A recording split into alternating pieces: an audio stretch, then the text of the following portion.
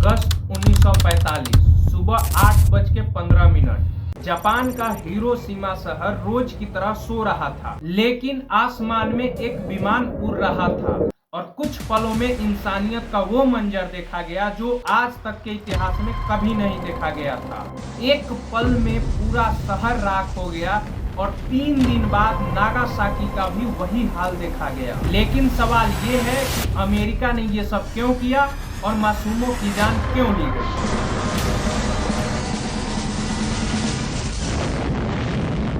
नमस्कार दोस्तों, मेरा नाम है अनिकेत कुमार और आप देख रहे हैं और एजुकेशन चैनल। साल था 1939 जब जर्मनी ने पोलैंड पे हमला किया और शुरू हुआ दूसरा विश्व युद्ध।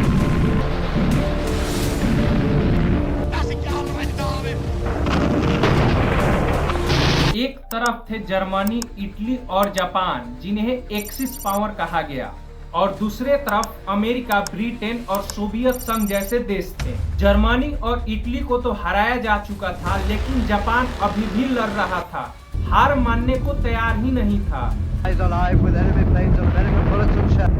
जापान का सपना था पूरे एशिया पर राज करना। चीन, कोरिया जैसे कई देशों पर वो पहले ही हमला कर चुका था। 7 दिसंबर 1941 को जापान ने अमेरिका के पर्ल हार्बर पर हमला किया और 2400 से ज्यादा अमेरिकी मारे गए।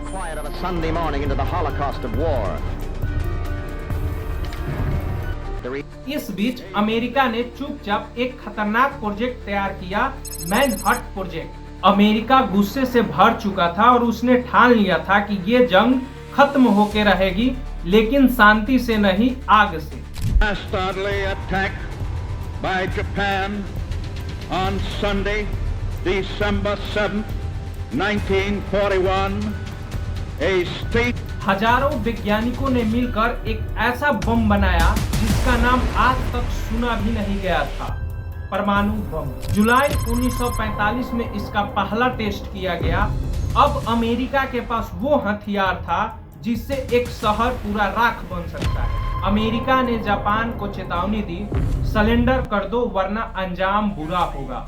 लेकिन जापान नहीं झुका, उसे लगा कि हम अभी भी जीत रहे हैं। They do not realize that we shall never cease to persevere against them until they have been taught a lesson which they and the world. आखिरकार अमेरिका ने फैसला किया कि बम गिराया जाएगा और चुना गया हिरोशिमा शहर। 6 अगस्त 1945 को लिटिल बॉय नाम का बम हिरोशिमा पे गिराया गया और पल भर में 70,000 से अधिक लोग मारे गए।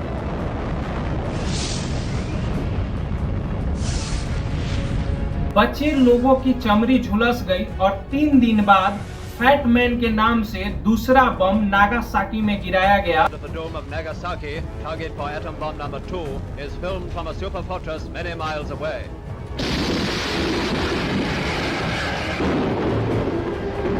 वहां 40,000 से अधिक लोग मारे गए। ये वो मंजर था जिसे दुनिया ने कभी नहीं देखा था। इन 2 धमाकों के बाद जापान ने 15 अगस्त को सरेंडर कर दिया।